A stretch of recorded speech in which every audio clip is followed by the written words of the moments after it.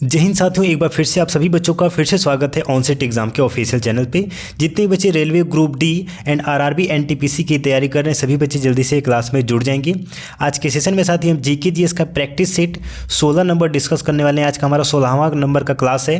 हम टोटल यहाँ पे 15 सेशन ऑलरेडी कर चुके हैं, जो कि आपका पिछले वर्षों में ऐसे ही आया था पेपर, यानी कि पिछले वर्ष का जो आपका पेपर है ना, उससे एक एक क्वेश्चन को यहाँ पे उठा के बनाया गया है, आपका पेपर तैयार किया गया है। तो बहुत ही ज़्यादा इंपॉर्टेंट सेशन है। सभी बच्चे जल्दी से क्लास में जुड़ जाएंगे और एक बार सभी लोग इस सेशन को शेयर कर देंगे अपने सभी साथियों के पास जो रेलवे ग्रुप डी या फिर आरआरबी एनटीपीसी की तैयारी कर रहे हैं, ताकि सभी बच्चे जल्दी से क्लास में जुड़ जाएं। तो चलिए साथियों, आज का जीके जीएस का क्वेश्चन नंबर फर्स्ट देखते हैं।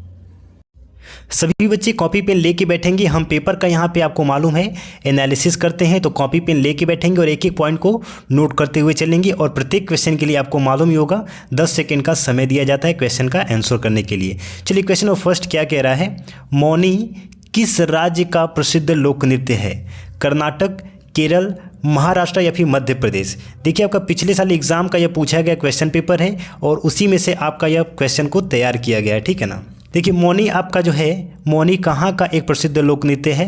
तो आपका कहाँ हो जाएगा साथी? मध्य प्रदेश हो जाएगा, एमपी का है। कहाँ का है? मध्य प्रदेश का। कर्नाटक का प्रसिद्ध लोक नृत्य कौन सा है? यक्षगान है। कौन सा है? यक्षगान है। केरल की बात करें, केरल का साथी कौन सा हो जाएगा? मोहिनी अट्टम है। कौन सा है? मोहिनी अट्टम है। और महाराष्ट्र की बात करें, लावड़ी नृत्य है। कौन सा साथी? लावड़ी नृत्य है। और सभी बच्चे ध्यान देंगे, यहाँ पे देखिए एक थंबनेल आ रहा है यहाँ पे, भारत का प्रसिद्ध लोक नृत्य। हमने कल ही इस क्लास को डिस्कशन किया है, जिसमें हम टोटल 20 प्रश्न यानी कि 80 टोटल लोक नृत्य के बारे में हमने आपको बताया, जो कि हर एक एग्जाम के लिए बहुत ही ज़्यादा बेनिफिट है। तो इसको आप जाके जरूर से देख लीजिएगा। इसका लिंक मैंने डिस्क्रिप्शन में डाल रखा है, तो इसको आप लोग जरूर से देख लीजिएगा, ठीक है ना। इसका बहुत ही आपका इम्पैक्ट पड़ने वाला है आपके हर एक पेपर में। चलिए क्वेश्चन नंबर 2 क्या कह रहा है, लिम किस राज्य का प्रसिद्ध लोक नृत्य है? मिजोरम, नागालैंड, उड़ीसा या फिर अरुणाचल प्रदेश?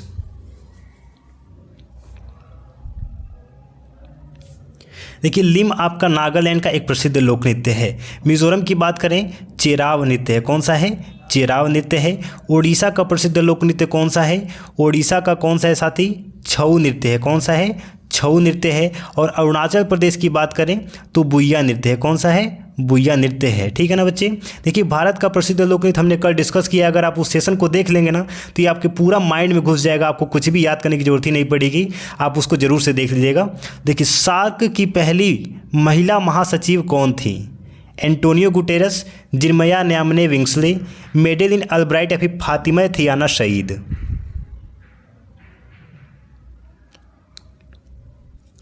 देखिए बच्चे, बात करें सार्क की पहली महिला महासचिव कौन थी, तो फातिमा थियाना शहीद। Option number D is the right answer. और इनका जो कार्यकाल था वो कब शुरू हुआ था? तो फरवरी 2011 से, ठीक है ना, फरवरी 2011 से। चलिए क्वेश्चन नंबर 4, भारतीय संविधान में अवशिष्ट शक्तियों के, एक सेकेंड, चलिए, भारतीय संविधान में अवशिष्ट शक्तियों के किस संविधान से लिया गया विचार है? दक्षिण अफ्रीका, अमेरिका, कनाडा या फिर जापान?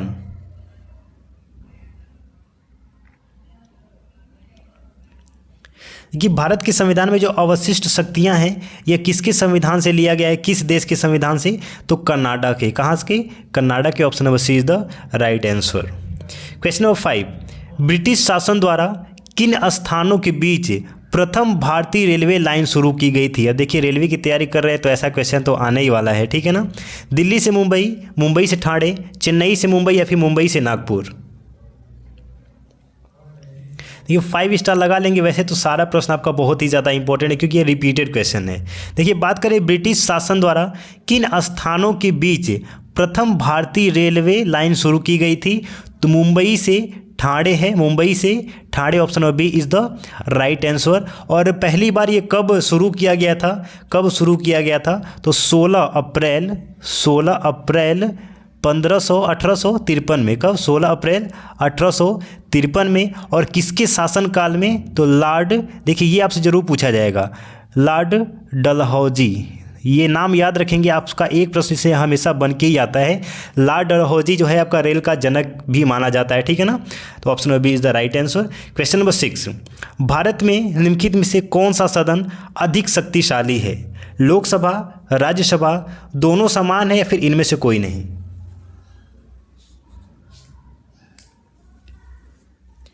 अब बात करें कि भारत में कौन सा सदन अधिक शक्तिशाली है, तो लोकसभा और राज्यसभा दोनों हैं, तो option number C is the right answer, दोनों समान ही हैं। और सभी बच्चे ध्यान देंगे, अगर आपको इस क्लास का पीडीएफ चाहिए तो हमारे टेलीग्राम चैनल को आप ज्वाइन कर सकते हैं, जो कि डिस्क्रिप्शन में मैंने उसका लिंक दिया है। वहाँ पे डेली आपको लेटेस्ट एग्जाम से रिलेटेड नोटिफिकेशन से अपडेट दिया जाता है और क्विज कराया जाता है, और डेली आपको वहाँ पे फ्री में पीडीएफ भी प्रोवाइड किया जाता है। एक बार सभी बच्चे सेशन को लाइक करके शेयर कर देंगे, चैनल को सब्सक्राइब कर लेंगे।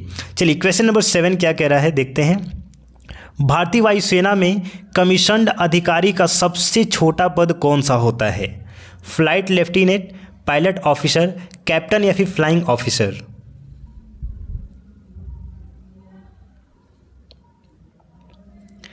देखिए, भारतीय वायुसेना में कमीशन्ड अधिकारी का सबसे छोटा पद किसका होता है? पायलट ऑफिसर का होता है। Option B is the right answer. और सबसे बड़ा पद की बात करें, सबसे बड़ा पद किसका होता है? MIAF। इसका फुल फॉर्म क्या होता है? इसका फुल फॉर्म क्या होता है? मार्शल ऑफ इंडियन, एक एक चीज़ यहाँ पे नोट कर लेंगे, marshal of Indian air force, ठीक है ना। ये सबसे ऊंचा पद होता है, marshal of Indian air force. चलिए क्वेश्चन नंबर 8, विश्व का सबसे बड़ा महाद्वीप कौन है और सबसे छोटा महाद्वीप कौन है, ये भी बताएंगे।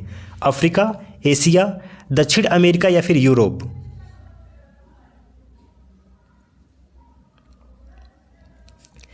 एशिया आपका विश्व का सबसे बड़ा महाद्वीप है, और सबसे छोटा महाद्वीप कौन सा है? ऑस्ट्रेलिया है। कौन सा है? ऑस्ट्रेलिया है, ठीक है ना बच्चे, याद रखेंगे।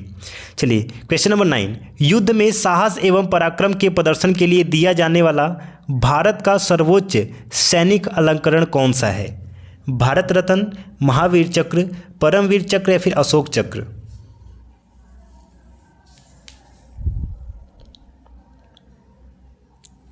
देखिए, युद्ध में साहस एवं पराक्रम के प्रदर्शन के लिए दिया जाने वाला भारत का सबसे सैनिक रत्न कौन सा है, पुरस्कार कौन सा है? वो परमवीर चक्र है। Option number C is the right answer, Param Vir Chakra. और ये भी याद रखेंगे, देखिए आपसे क्वेश्चन में पूछा गया है, ये परमवीर चक्र पाने वाले सबसे पहले पुरुष कौन है? सबसे पहले पुरुष कौन है? तो याद रखेंगे बच्चे, major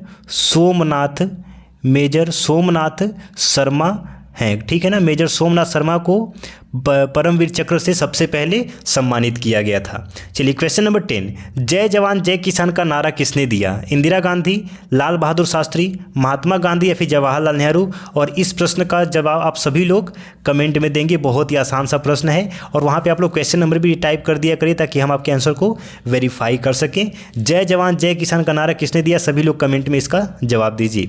question number 11, DCM trophy किस खेल से संबंधित है? क्रिकेट से, हॉकी से, फुटबॉल से या फिर शतरंज से?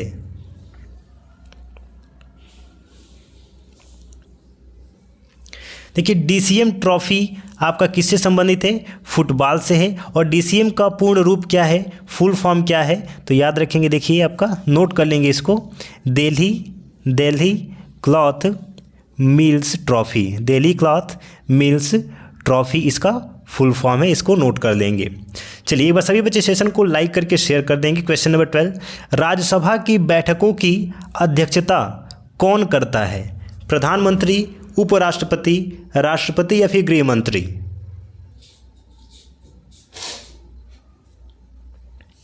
देखिए, राज्यसभा की बैठक की अध्यक्षता कौन करता है? उपराष्ट्रपति करता है। Option number B is the right answer. और बात करें लोकसभा की बैठक की अध्यक्षता कौन करता है, तो देखिए लोकसभा की बैठक की अध्यक्षता लोकसभा के अध्यक्ष ही करते हैं, और विधानसभा की बैठक की अध्यक्षता विधानसभा के अध्यक्ष ही कहते हैं, जिसको हम स्पीकर के नाम से बुलाते हैं। चलिए क्वेश्चन नंबर 13, निम्न में से किन गुफाओं में त्रिमूर्ति के मुखमंडल की मूर्ति स्थित है? एलिफेंटा, अजंता, एलोरा या फिर कन्हेरी?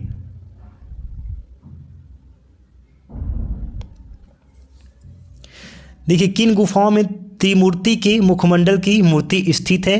तो ऑप्शन नंबर ए हो जाएगा एलिफेंटा की गुफाएं, जो कहाँ पे स्थित है? मुंबई में। कहाँ पे है? मुंबई में है, ठीक है ना। और देखिए अजंता, एलोरा, कन्हेरी ये तीनों भी आपका मुंबई में ही हैं, औरंगाबाद ज़िले में है ये। क्वेश्चन नंबर 14, निम्नलिखित में से कौन सी नकदी फसल महाराष्ट्र में पैदा नहीं होती है? गन्ना, तिलहन, कपास या फिर रबर?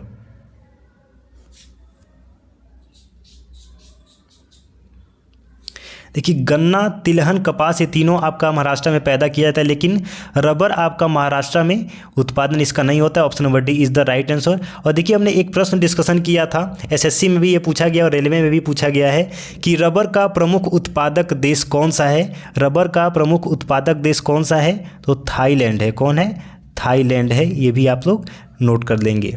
चलिए क्वेश्चन नंबर 15, निम्नलिखित में से किस राज्य की सीमा से राजस्थान सटा हुआ नहीं है? बहुत ही आसान सा प्रश्न है। महाराष्ट्र, गुजरात, राजस्थान या फिर हरियाणा?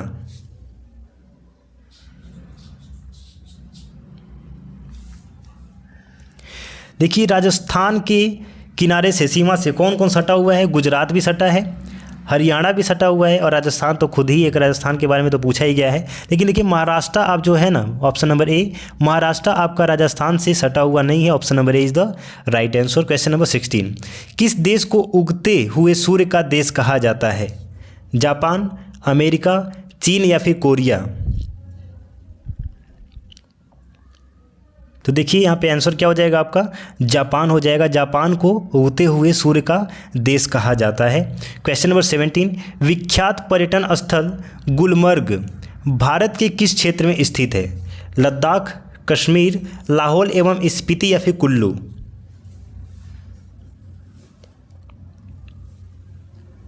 ये तो सबको ही मालूम होगा। अगर गुलमर्ग की बात करें तो जम्मू और कश्मीर ही मुंह से निकल के आता है, तो कहाँ पे हो जाएगा? ऑप्शन नंबर बी हो जाएगा, कश्मीर में स्थित है। क्वेश्चन नंबर 18, निम्नलिखित में से किन दो स्थानों के बीच हिमसागर एक्सप्रेस चलती है? चेन्नई और नई दिल्ली, जम्मू और कन्याकुमारी, कोलकाता और चेन्नई या फिर नई दिल्ली से नई मुंबई?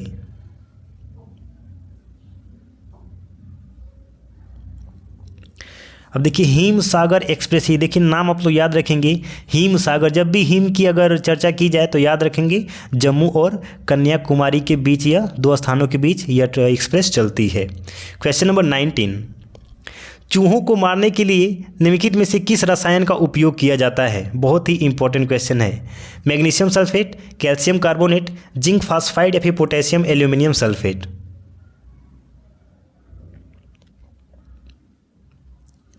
चलिए इसमें हम इसका केमिकल फार्मूला भी डिस्कस करेंगे। सबसे पहले ये जान लेते हैं कि चूहों को मारने के लिए किस रसायन का उपयोग किया जाता है? तो जिंक फास्फाइड का उपयोग किया जाता है, जिसका केमिकल फार्मूला क्या होता है सब कुछ यहाँ पे देख लीजिए।